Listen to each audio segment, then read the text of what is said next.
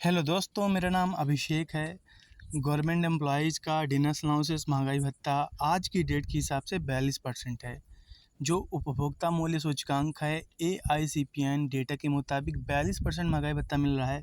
केंद्र सरकार साथ ही साथ जो अन्य राज्य सरकारें हैं वो दे रही हैं। मध्य प्रदेश गवर्नमेंट का अभी फ़िलहाल 38% है, जो कि अब जल्द ही बढ़ा के केंद्र सम्मान किया जाना चाहिए और जो कि हो सकता है अभी, ठीक है ना। तो आधिकारिक तौर पे 42% है।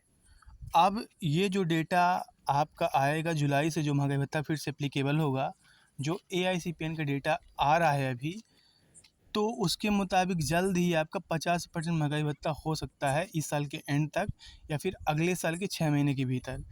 तो जब 7वां पे कमीशन आया था 2016 में, तो एक उसमें प्रोविज़न था कि जब आपका कभी 50% महँगाई भत्ता बढ़ जाएगा, ठीक है ना? अभी 42% है, सिर्फ 8% चाहिए और ये पूरी उम्मीद है कि अगले साल इनिशियल डेज़ में ही, इनिशियल मंथ्स में ही ये बढ़ जाएगा, ठीक है ना?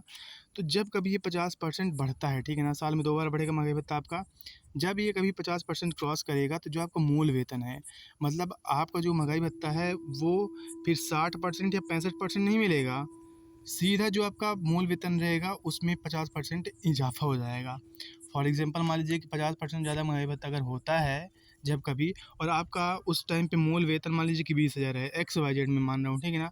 20,000 है, तो इसका 50% आपका बढ़ जाएगा मूल वेतन और आपका महँगाई भत्ता ज़ीरो हो जाएगा उस इनिशियल तौर पे।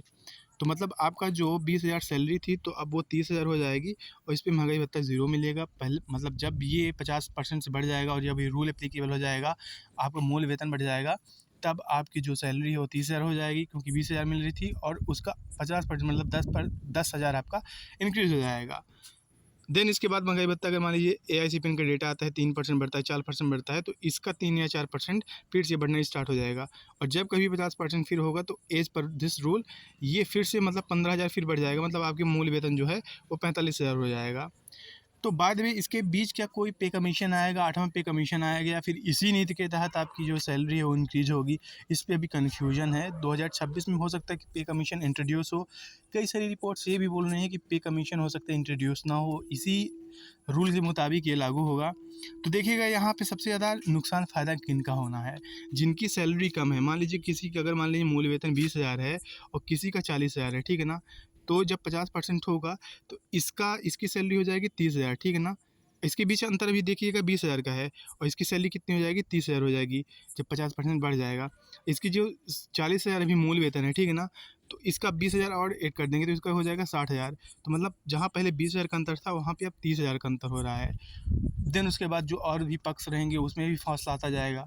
तो कहीं न कहीं इससे होगा यही कि एक जिनका ग्रेड पे पहले से ही कम है, उनको काफ़ी कम इससे बेनिफिट मिलने वाला है और जिनका ज़्यादा ग्रेड पे है, उनको कई गुना एक्स्पोनेंशियल ग्रोथ मिलेगी, उनको देखने को मिलेगी।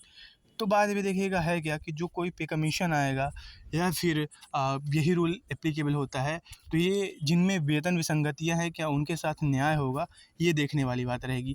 तो ये बहुत बड़ी अपडेट है दोस्तों, बहुत इंटरेस्टिंग अपडेट है, बहुत अच्छी अपडेट है। आप इस वीडियो को सभी दोस्तों को, जितने government employees of Madhya Pradesh हैं खासकर, उनको शेयर कर दीजिए। आप हमारे साथ जुड़ने के दोस्तों धन्यवाद।